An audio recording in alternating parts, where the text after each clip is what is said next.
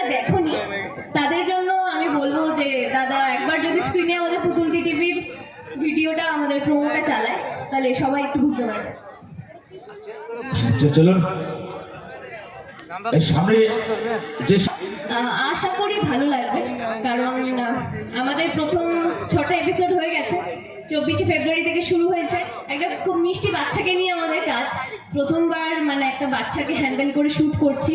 তো আমি শিওর ভালো লাগবে। সন্ধ্যে 7টায় সান বাংলা সবাই অবশ্যই চালাবে।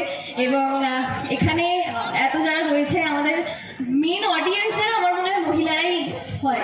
সাথে ছেলেরা যেতে আসতে কখনো কেউ বসে গেল, বাড়ির বাচ্চারা যেতে আসতে। ছেলেদের অনেক কাজ না, ছেলেদের অনেক কাজ, তো মাঠে যাবি, বাজারে যাবি।